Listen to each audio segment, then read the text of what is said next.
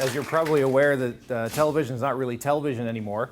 It's sort of video available. You've all got laptops. You've all got, let's see, phones, tablets. Everyone's got some version of that. So the issues surrounding all of that is that none of these new technologies really fit very well into the CRTC policies around television.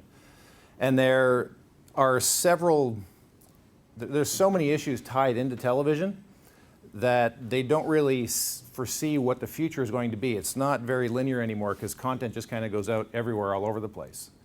So what the Commission wants to do is take a look at their TV policies from A to Z and redo them. But what they first want to find out from Canadians is exactly what you want, what you like, what you don't like. Do you feel well served? Do you feel poorly served? What would you like more more from your television or your video or whatever you want to call it? So I'm just going to give you a short intro of me. I mean, I've been covering the cable, radio, television, telecom space since 1997. First with some print magazines, and then since 2005 I've run my own business, which is called Cartt.ca. So I know this industry more than I ever thought I would when I was your age. I know more about CRTC and regulatory minutiae than I hope you guys ever find out. But what this is really supposed to be is a discussion amongst all you guys, filmed and recorded, and this will be part of the submission to the Commission on their TV policy. So they're going to look at it. I've actually talked to some of the commissioners. They're quite excited that they're going to be hearing from students. And especially journalism students at Mohawk. So I want this discussion to happen kind of untainted by my industry knowledge, my industry slants. I'm here to answer questions. If you want to ask me questions about anything, because there are certain things, certain preconceived notions about television, about the Commission that are not necessarily true, or there's different nuances, so I can help clarify that if you want. So just as a matter of, we are recording this, so Cartt has a microphone, there's cameras. So if you want to say something, we're trying to make this discussion as easy as possible, so I'd like you guys to talk to each other, respond to what you're saying. Don't just look to me, but raise your hand so we can record it. And also too, when you make your first comment, just if you could please say your name, so we know who everybody is. So from there, all I really have to ask you are the three questions that the CRTC is asking Canadians. There's three, and they're very broad. What do you think about what's on television? What do you think about how you receive television programming? And do you have enough information to make informed choices and seek solutions if you're not satisfied? So let's start with the first one. It's relatively easy. What do you think about what's on television? Anybody? Sucks. Who said that? I'm not really impressed, especially in the past, say, decade or so, with all of the reality television and the garbage and the sensationalistic stuff that's on television.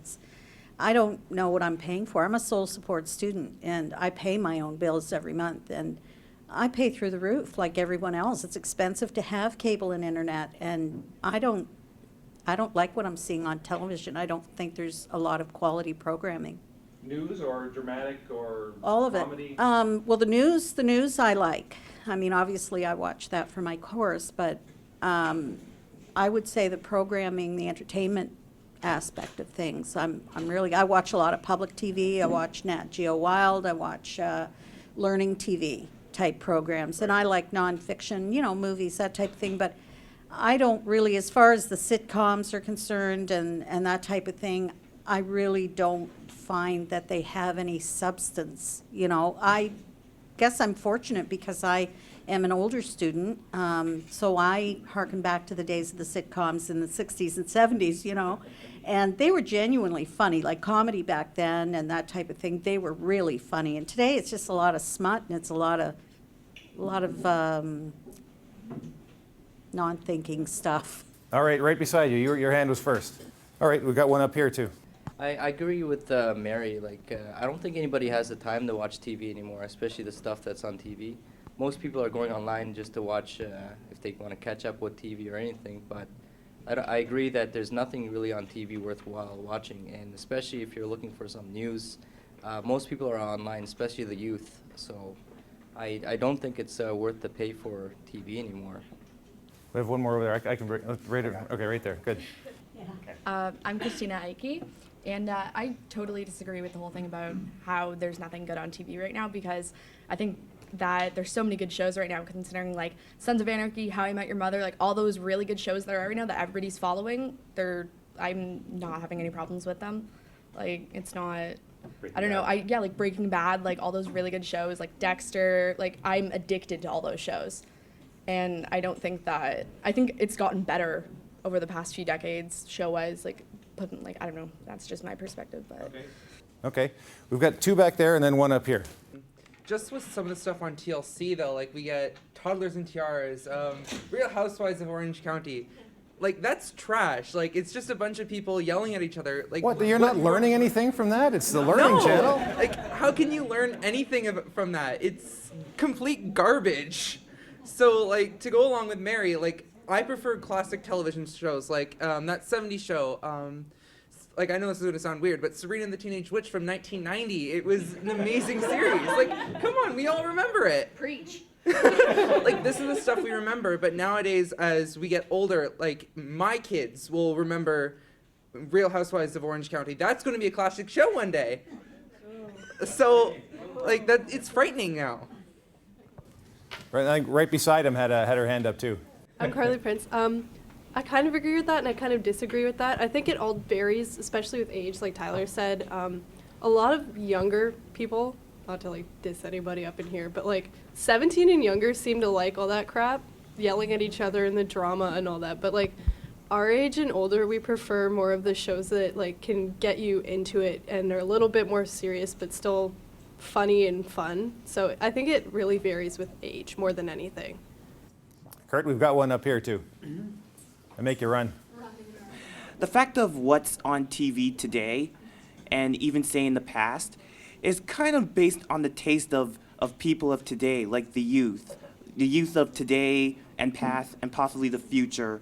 So basically, it's all based on basically the taste of how everyone feels of those shows. Like, it's all based on taste. So you're saying one person's quality show is on National Geographic and another person's quality show is dumbest stuff on wheels. Yeah. You know, you can't account for taste, kind of thing. I wanted to throw something else at you about what's on TV is Canadian content. Yeah. Are you aware of what's Canadian and what isn't, and does it matter? Okay, my name is Aisha, and about Canadian content, I'd just like to see like more Canadian content out there, like Flashpoint. I enjoy watching Flashpoint, The Listener, but like most of the content is American, and there's a lot of talent in Canada. It's just not being heard. How does everyone else feel about that? No? You want to talk again? You can talk again. As many times as you want. Cassie Jellizo. I'm actually pretty content with like the American shows being on Canadian television, because I've noticed like a lot of the time, every time Canada tries to do like a rendition of a show, they kind of like Canada it up, and it's just kind of gets boring. Like, I'm an entertainment fan, so I watch a lot of music shows, stuff like that, and like everybody knows every time we have like Canadian Idol or something, it just sucks. Like, So You Think You Can Dance is all right, but it gets really boring after. So I'm pretty happy that most of the shows are American, because I can't really imagine like what Canada, like even like soap operas. Like, I wouldn't really want to watch a Canadian soap opera either. And I like soap operas. I'm not sure there are any Canadian soap operas left. No. Now, there's more to Canadian content than the drama and the comedy. There's also the news and sports, which that takes up, almost the lion's share of what the broadcasters spend on Canadian content. Curious what you think of televised news, televised sports. Are you big consumers of it? What do you think of it? Do you compare it to what you see in the States? There's another one. I actually appreciate Canadian news. If I did have to pick one thing that I like about Canada television, because our news is a little more, I want to say in depth and more factual than what I've seen so far in the States. Like I've seen so many American news stories have to be like retracted, and like I haven't really, not that I can recall off the top of my head, I've never really seen that happen in Canada too often. So yeah, I appreciate that about Canada. They tell us what we need to know, and they don't really beat around the bush or like tell us things that aren't that true. Yeah, there was a big when Fox News came around in the States, their ratings started with nothing, and they're now the leading news channel in the States. So and their news is a lot different than what we have come to expect over the years. It's a lot more opinion. It's a lot more, it's obviously right wing. So. And that kind of thing hasn't seeped into Canada. It's been attempted, but it's not gained any traction. So our news is a bit more about news and less about less about the personalities yelling at the microphone. Got one more over here. I watch the CBC News quite regularly, and I like it that it's format now where, take the National, for instance. Before, if you missed it, you missed it. But now you can tune in at any time and get the news. I like that a lot. And I love Hockey Night in Canada.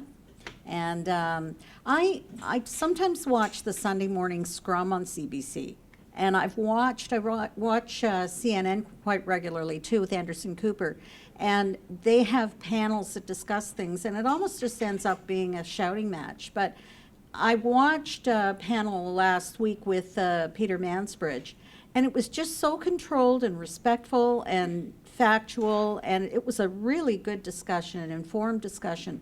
And I really was struck by the difference, the comparison between the American and Canadian style there. And I really enjoyed the Canadian content. Now, what about the other folks that are here? Maybe on this side of the room hasn't said anything yet. What do you think of the informed, sort of lucid, debate, that type of TV? Or is it more exciting, more fun to see a lot more conflict? Tori Blismo. And I like the fact that Canadian news is more factual, but I feel that in the States, they focus more on entertainment portion of it, and I feel like they're able to catch more people's attention. So I feel like they have the upper hand in that, even though I do appreciate that Canadian is more factual, but I think Americans know what to do to get people's attention. Mm-hmm. I think I'll continue being happy with Canadian news as long as their journalists stay journalists, because I understand news in a sense has to stay entertaining to keep the focus of their audience, but I don't want to see the person I'm getting my news and facts from all of a sudden on some silly morning talk show. I'm not looking for a celebrity to idolize. I'm looking for someone to give me my news. Okay. We got a hand up back there. Elizabeth Chernachenko, first-year journalism student. On Josh's point, I'd like to say that Canadian media kind of reinforces the celebrity status of political figures and people of high stature by treating them with this respectful aura, not asking them pressing questions. Sometimes American media can perform with such audacity that it almost teaches people that they can ask questions as well. So the behavior that it's kind of entrenching the public with is kind of more passive in Canada, whereas it's more aggressive and politicized in America. So would you like to see your reporters more aggressive and maybe make a show of it, let them know that these are people that are people just like us, public representatives as well as CEOs. We're all people within the same society, and we shouldn't be made feel to be on the lower rings of a hierarchical structure at all. That's good. No, thanks very much. Right over here. Now we're going to change to question 2, which might be very interesting. One of the things that I think we need to stop doing as Canadians is comparing ourselves with Americans. I have a daughter that married an American. She lives in Texas. And every time I talk to her and my grandchildren, I am just reminded that there are different cultures across our two borders. So we need to start just being proud and being secure in who we are as Canadians. Good, thanks. So question number 2, and I'd kind of like to get an answer on this from everybody, even if it only takes a minute, is how do you receive your TV programming?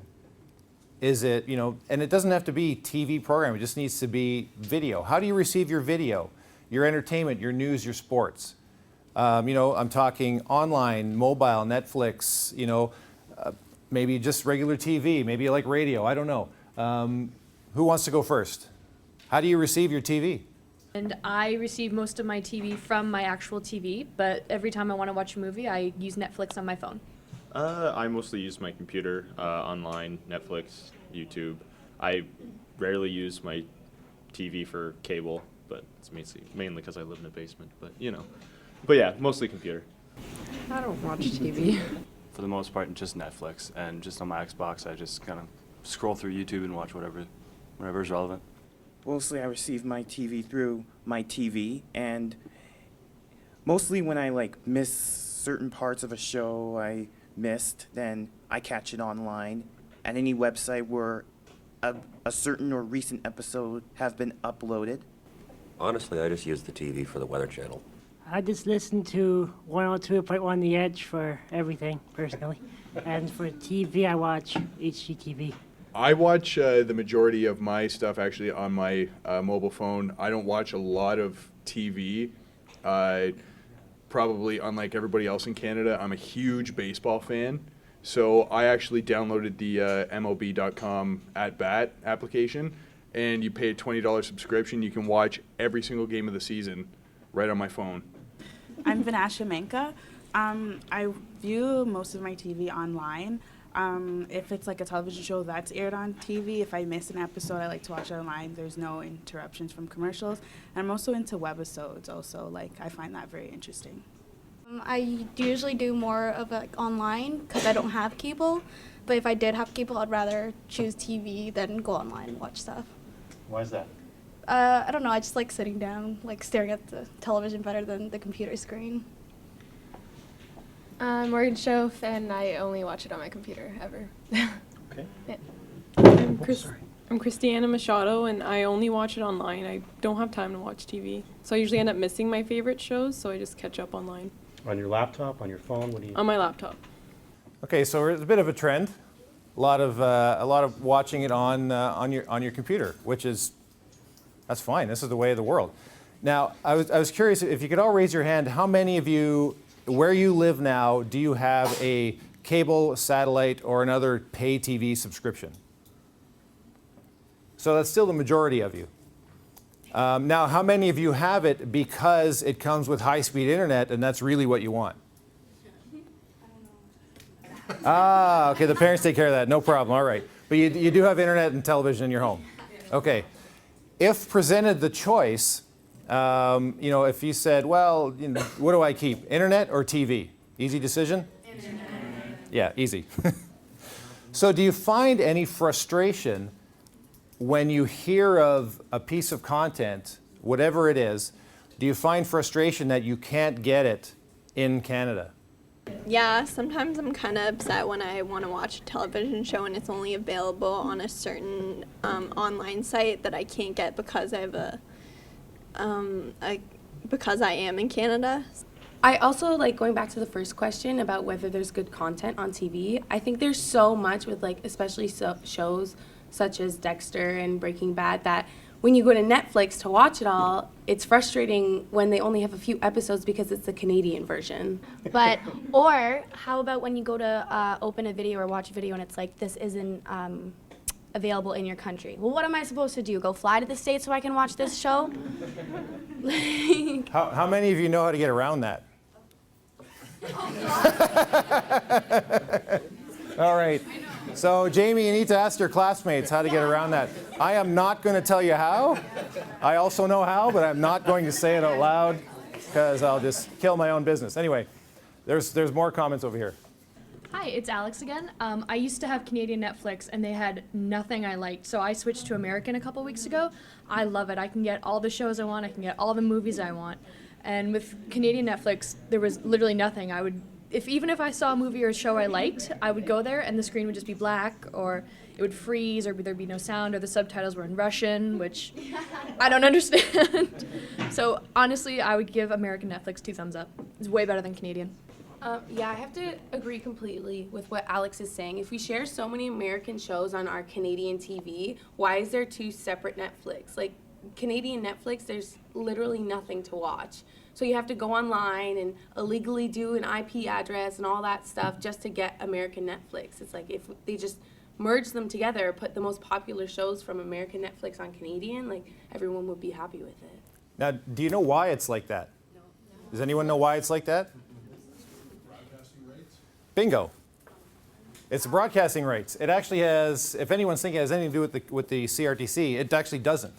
It's all to do with broadcasting rights. You probably know that because you're a sports fan. So the reason why Netflix in Canada doesn't have the same catalog is because other companies in Canada own the rights to whatever piece of video it is. So maybe Bell owns it or Rogers, you know, maybe an independent production company might own it. So Netflix legally can't show it in Canada under the Netflix Canada brand. So it makes you have to go around it because other people they own the rights to it for this country. And it's the same way around the world. You know, British companies own the British rights for that, and Australian companies own the Australian rights, all for the same amount of content, and they all for the same slice of content, and they buy it from the studios or the TV producers or whoever. So that's sort of the reason around that, but that is a frustration. And now everyone knows what VPN is and how to get around watching it online, and it's a big issue. And I'll attempt to explain the reason why. I hope I can do it well.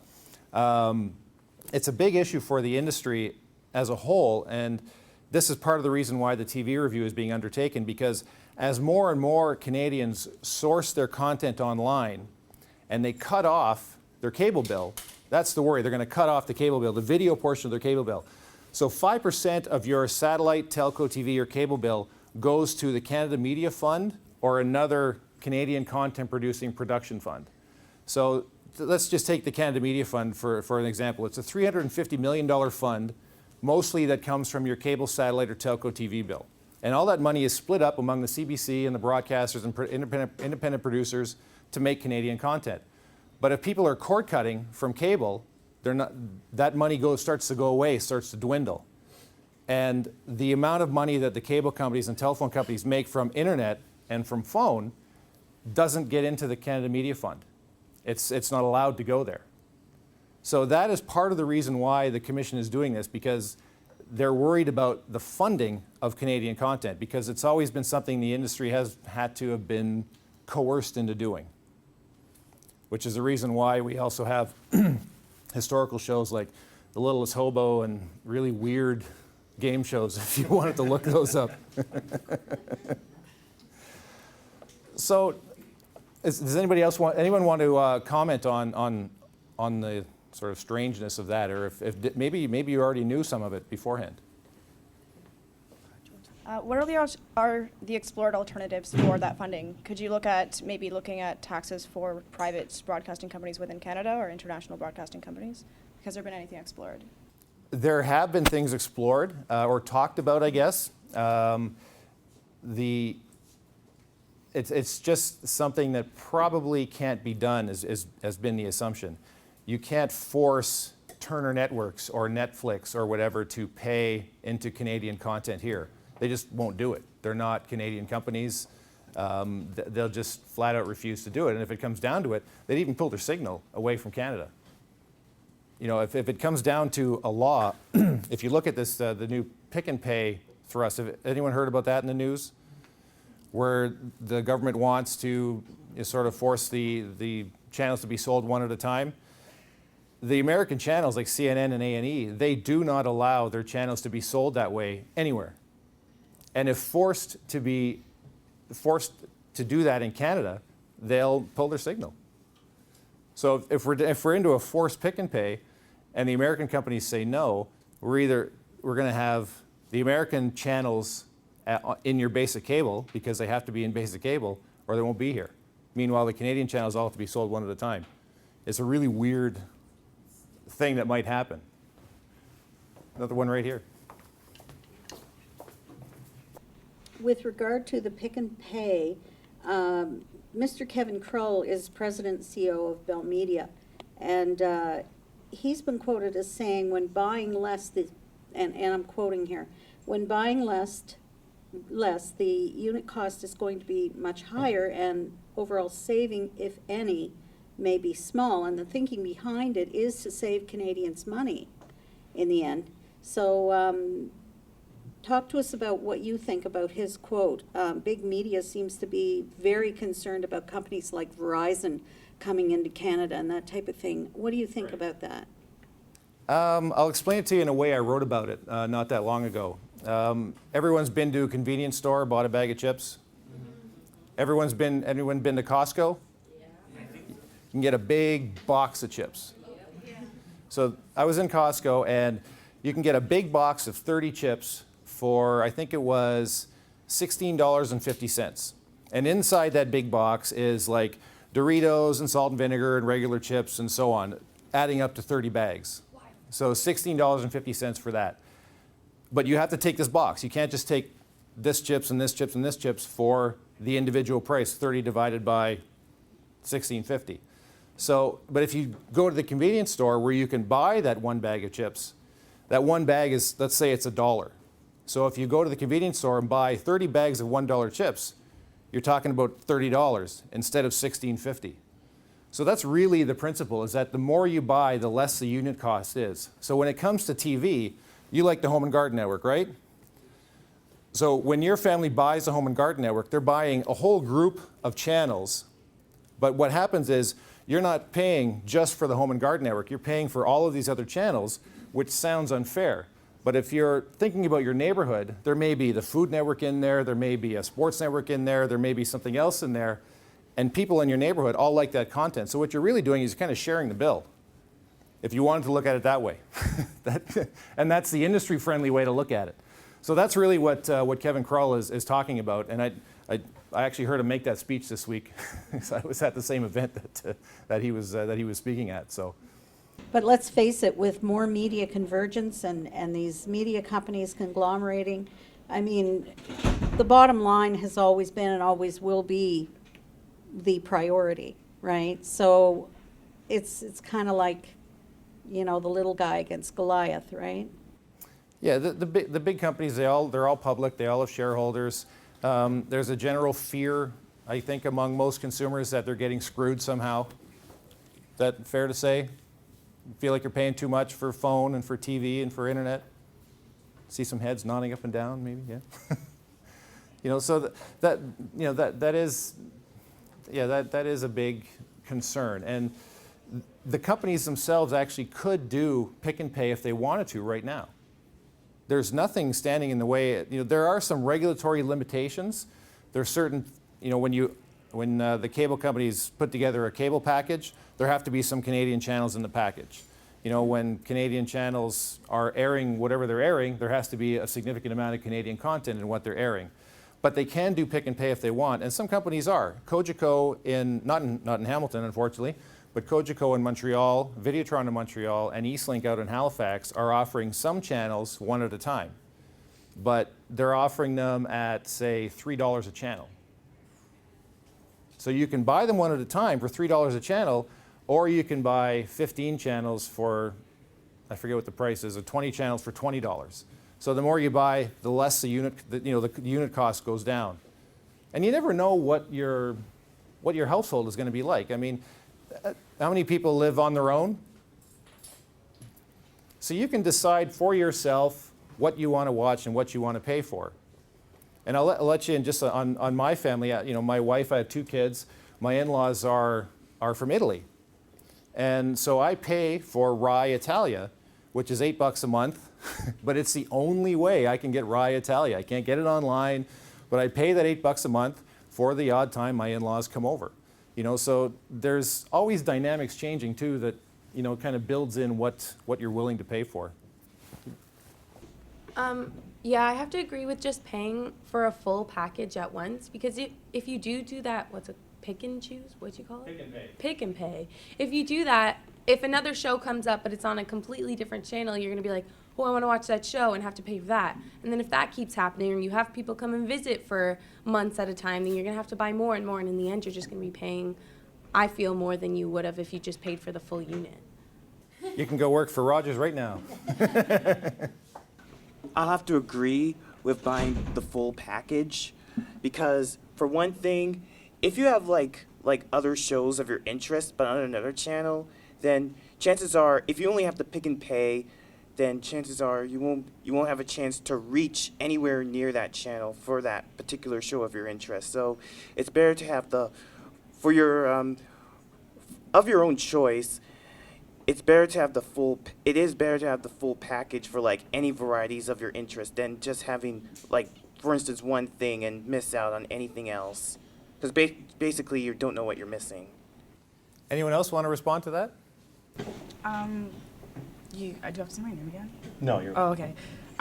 Basically, this is not really talking about the whole bundle thing. I'm probably taking it somewhere else, but I know, like, Mary mentioned something about, like, saving the money for the Canadians and stuff, but I feel like we should look at this as, like, investing into our, like, television. Like, also outside of television, like, our athletes, our, like, music industry. Like, we have a lot of talent here as far as with television, even, like, with sports or music.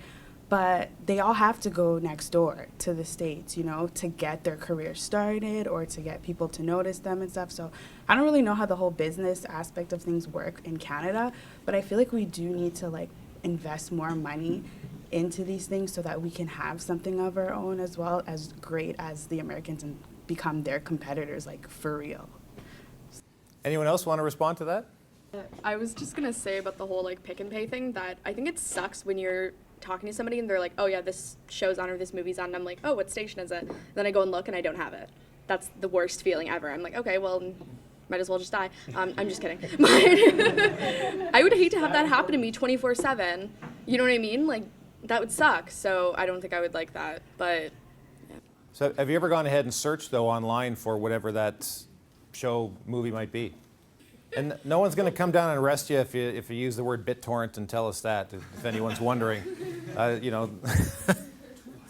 So to go along with what Vanasha was saying about supporting a bunch of like our own Canadian athletes of Canadian music, I know a majority of us, if not all, do not pay for music or TV or certain television series. Like you would go out to like Walmart or Target or Costco even to go pick up that DVD of a season or a collection of CDs.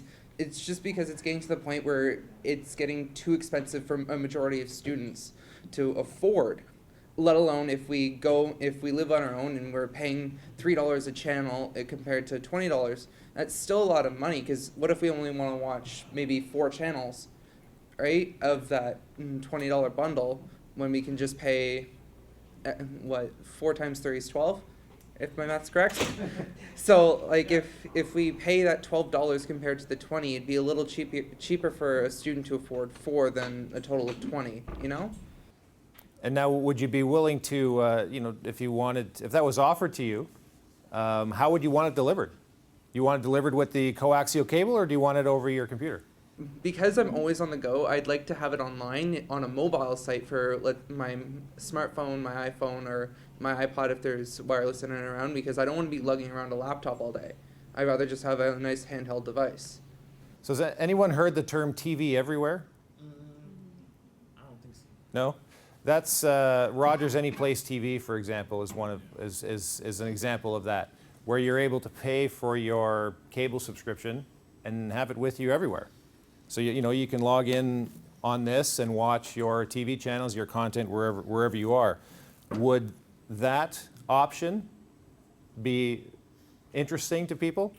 I just wanted to get back to, you said something about the uTorrent, and Sorry, I didn't hear you. I said something about like the uTorrent and like just downloading like. Oh, BitTorrent? Yeah. Your site, sure.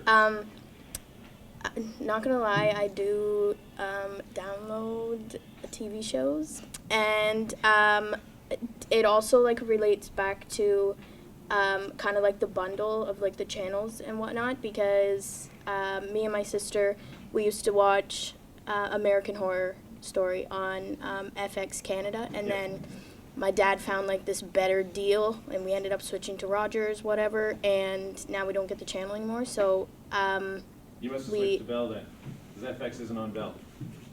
Oh, you're right. We were with Rogers. We went to Bell. Yeah. And yeah, so now we just download it and we just watch it whenever we can, because I think that's the more effective way for especially this generation, because we're always on the go and we're always busy. So I think the computer is definitely my source of television. Computer, phone, tablet? What's the preference though? Do you like watching a long movie on your phone? Too small? We had some answers to that over here. It's been so silent over here.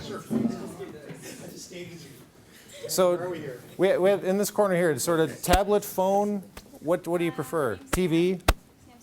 I watch all my shows, like I stream them all either on Netflix or Project Free TV. So me, I don't use TV at all. I watch all TV online. I don't ever turn on the TV. So yeah. Do you ever link though what your can you link how to link your MacBook or whatever to the television so you can watch it on the big screen? I've never done that. Never do that? But I didn't like it. Yeah, I watch TV on my PlayStation. Oh, yeah. I don't really watch it anywhere else. And on the computer too, but yeah. Oh, Anthony Harris. This is about like the pick and watch or whatever. Yeah. Like I don't agree with like the bundle thing at all. Like I really think that's like kind of a way to like make people pay for like a lot of things they don't really need or want like a lot of the time. So like I just think it would make more sense to like regulate the channels and have them all be like a fixed rate. Like not have some channels for like $8 and then some for like $3 and some for $1. Like I think it would just make sense to have them all like regulated as the same price. Like I just really disagree with that. Like I don't support bundles or anything like that. Like I think like my mom went to buy like the Fight Network or something. We had to buy the Fishing Network. Like we don't watch anything fishing ever. So it just I don't know. It just seems like kind of a waste of money and a waste of people's time. Like to me. This is just a question. You mentioned something a bit earlier about if people weren't paying for cable or something like that, there's a certain percentage that went to Canadian production and stuff. What would be a solution in order to get money to like propel Canadian production and television further and to help build it? Anybody got any solutions? How to fund and build Canadian content? If the funding goes away, the traditional model? And that means news, sports, drama, comedy, whatever. Anyone? Because they have tried. The one thing they tried to do is get internet video watching to be considered as broadcasting. So if you buy a high-speed internet connection from Rogers, Bell, whatever, a few percentage points of that would go into Canadian content. And the result of that would be, though, is your internet bill would go up by that amount too. The companies aren't going to take that hit. They're going to raise your bill. But they fought that to the Supreme Court, and they won. So the internet can't be considered broadcasting, so they can't put any sort of tax on it. So the industry's kind of stuck right now. My own personal point of view is that you're going to have to make Canadian content, because if you're going to have a pick and pay world, and if you're going to entice people to come and watch and view your advertising and make money, you're going to have to make your own original Canadian content. And you can't just rent the US shows from where you're at now. You're going to have to produce compelling content, like Flashpoint, like Played is another one that's brand new now. Like Mike Holmes even. People turn to HGTV for Mike Holmes, and he's a Canadian guy. Did you have your hand up earlier? Did we miss you? Earlier, you asked about how we watch our stuff, and I said I watch it on my phone too. My phone has an HDMI input too, so I can just hook this thing up. I don't have to watch games on my phone. I can hook it up to my big screen and watch it on the big screen. But also to touch on the pick and pay thing or whatever, that doesn't really bother me all that much. I don't really care about that. But then they have the specialty channels, right? Like NFL Sunday Ticket, MLB Extra Innings, all that kind of stuff, which is all cool. And I know it comes down to broadcasting rights because they have to pay all the other companies and sports owners and all that to grab the broadcast feed. But there was one thing I remember reading last year about how Rogers, because obviously they own the Toronto Blue Jays, they wanted to bring MLB Network to Canada, and it was actually a year this month, I think, and they pled their case. They said, you know, between 18 and 34-year-olds, more watching sports, more watching baseball, whatever, so let's bring it over. And they won't do it, but yet they still give the broadcasting rights to Canadian companies to broadcast the games for the specialty channels and all that. And I think it's a little stupid why they wouldn't bring over one network anyways, when obviously there's a market for it type deal. Well, we do have the NFL network here, but I'm pretty sure, yeah, we have MLB Extra Innings, the pay-per-view stuff. Yeah. But you've got that covered with MLB.com, right? I do, yeah. So I think it's stupid too how I can pay $20 for a whole season to watch all the games on my phone, as opposed to paying, let's just say, $20 a month to watch MLB Extra Innings. You know, that makes no sense when I can just hook this up to my TV and watch it on my TV anyways. Yeah. So, but there's the actual MLB network, and they go 24/7, and they have a whole bunch of different shows, like there's like Clubhouse Confidential, Quick Pitch, and all this. They cover a whole bunch of different topics around Major League Baseball, and Rogers wanted to bring that here, but I guess they never did for whatever reason. I don't know. Yeah, I'm not sure what the reason is, but if it was here, let me just continue. If it was here, and it was on, you know, let's say they bring it in, but it's not sold by itself. It's in a package with other channels, and you've got to buy basic and tier 1 and tier 2, and then you can get that channel. Are you still interested? Because then you're looking at a bill $50, $60.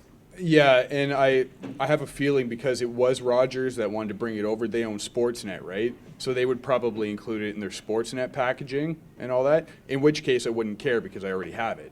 You know, that's I'm paying to get Sportsnet because that's what I want.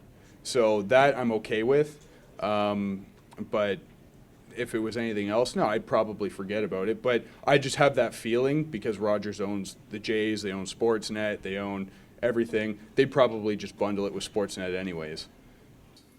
Well, and that's you know, there's a large story that me and a couple of other writers are working on sports television and how it kind of upholds the entire system, because Rogers, you know, they own the Jays, they own Sportsnet, they own it right from, you know, soup to nuts, as it were, and then, you know, Bell and Rogers together own Maple Leaf Sports. Rogers has launched a curling tour, so that they will also own the event management all the way out to whatever they want, because they really think live sports is what's going to keep people in the regulated system and keep paying for not just sports, but the Home and Garden Network and Food Network and the Fishing Network and the W Network, you know, you name it. So how much of a production has to be Canadian made for it to be considered a Canadian product? Because I've seen American bands that their producers are Canadian, and a lot of their songs are written by Canadians, but they're still classified as an American band. Or the same with television. Like you see so many television shows filmed in Canada, movies filmed in Canada. There's Canadian writers, Canadian producers, but they're still considered American. Is it because of the companies that own them, or? It's not easily explainable, and I don't have all the rules for that in my head. But there is a point system where, you know, if you have like a Canadian writer, a Canadian director, Canadian actors, Canadian production firm, and a Canadian main producing company and a Canadian broadcast funding partners, then you have a full 10-point Canadian drama. But if you've got an American star, that knocks a point off. If you have an American director, if it was adapted from an American book, there's a whole bunch of different things that go into what is Canadian content, and what, you know, satisfies the rules. It's a little, it's daunting, a little bit confusing. You know, the companies spend a lot of time sourcing funding rather than making the content great. In my, you know, it's my own opinion. You know, in the States, it's like, let's tell a great story, let's sell it, boom, off you go. And here we have a great story, let's tell it. Well, we have to get funding from this broadcaster for first window, this broadcaster for second window. Let's go to the Canada Media Fund, make sure we can get funding from them, and maybe the digital stream will help us get our website up there as well. It's a little bit confusing, this system that we built. But at the same time, too, the system we built has kind of historically kept, the U.S. is a big market. And without some protection as we built our system, it probably would have overwhelmed us. Our news might well be being told out of New York City. I grew up in Northern Ontario, and there used to be a newsroom. There used to be a whole thing. In Timmins is where I was from. They used to have a whole newsroom and a whole studio and everything there, but costs caused that to go away. So now the news from Timmins is told from a city 3 hours away in Sudbury. And they have a couple of reporters that serve Timmins and Kapuskasing and a few other places. So, and that's just the traditional TV news. So there are, these big companies are always looking for, you've heard the word synergies and efficiencies and that's where that comes from. So if we hadn't had, my opinion, if we hadn't had those protections as we built the industry up, we probably would have been swamped by those efficiencies and synergies and cost cutting. I've looked at the bar graphs from different countries, developed countries around the world, as far as what consumers pay. And Canada's at the top. Like, we pay more than a lot of other countries for our TV. What do you have to say about that? Why is that? We live in a very well-developed, rich market, and that's really what the market will support. The sports rights cost a lot. The actors on Big Bang Theory, just because that's in my head, the main three actors in Big Bang Theory make about $400,000 per episode, and they make 22 of those a year. So you can do the math. So, and that's just the actors, and there's all the people that work on that, and then it's paid for around the world. So the Big Bang Theory makes a ton of money. I mean, there's you're not going to be wondering where their next meal is going to be coming from. But most of the money is made back on those shows in the rich markets, Canada, US, Australia, Britain. When you compare us to other countries who aren't as well off as we are, they get it at a better rate. They're able to buy popular shows at a better rate. In some cases, not able to buy it at all because they can't afford it. And in other cases, they have it in their own language. So in other countries, a lot of the popular stuff is in their own language. And the other thing here is, like, the U.S. is English, and we're predominantly English. So it's easy to cross the border. And, the cultural sensibilities are easy to cross the border. The reason why Quebec has its own TV system, its own star system, is just the language. You've all grown up with seeing the anchor behind the anchor desk telling the people what the news are. How long do you think that's going to live? On some news nowadays, there have been some news programs where you see an anchor standing. I think, in my point of view, like, the desk is still there as far as I'm concerned, but maybe later on, much later, I'm not sure, there might be the standing up anchors may be trending in the future. As future journalism students, it's our job to make sure that journalism stays alive, becomes more innovative, creative, and definitely more trendy, as some people would put it. But when it comes to terms of sitting behind the desk, I think that's a timeless classic that we'll always remember, because it's just those memories that we have. Yes, anchors will become more intuitive with their art, their voice, as well as the broadcast itself. But traditionally, I think that's going to maintain itself throughout the ages. But do you think as young journalism students, so do you want that anchor filter? Do you want that network filter? Or do you want to be able to go and shoot your news, go and find your news, and put it on YouTube, put it on Vimeo? Scott Summerhays, I'm a third-year journalism student. I'm not sure if you're familiar with Now This News out of New York. Have you heard of them at all? No. Little media startup. Actually, they were started up by Huffington Post, and it's very young and hip and trendy. They do short things on Instagram using 15-second news spots. They do a YouTube channel. They have a very responsive app that looks beautiful. But the way they deliver news is with pictures, using the Ken Burns effect, and putting titles in front of those pictures. But they still, at the beginning of every report and at the end of every report, they have their face. They say a couple words. So-and-so happened, Rob Ford admitted to smoking crack. And then they do the rest of it with titles and pictures.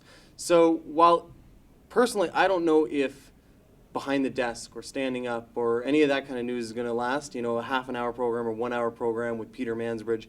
I don't know how long that's going to last, but I think you still need someone to be that filter that says this is what's happening, this is what we know, these are the facts, not just what you may have read on Twitter or on the internet or anywhere else. That kind of impartial person that says these are the facts, and I'm a trusted source, I'm a trusted face, and I can give you real news.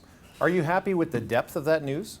Like does it give you, do they go into, I don't know it, so do they go into, do they, like what a lot of anchors and reporters do, they try and say what this means to you, Yeah, with their YouTube videos, it goes about a minute to a minute and a half, still with the pictures, maybe some video, and they still do, they send correspondents out to go to the scene. They had someone at Sandy Hook that was there taking pictures and doing reporting from there as well. But it does still go in depth. It's just most of it is very short. And I think, we're in a room full of 19, 20-year-olds right now.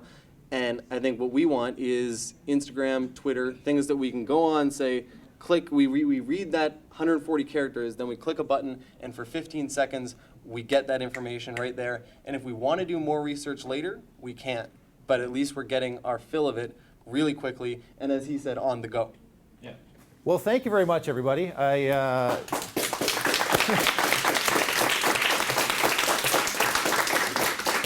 And also a big hand to Cartt and Carly and Sam for doing this as well. And once this is all uploaded, Cartt will send you all a link, and we'll get this off to the commission, and they will do with it what they will. And don't worry, no one's going to be arrested for saying they BitTorrent or anything like that.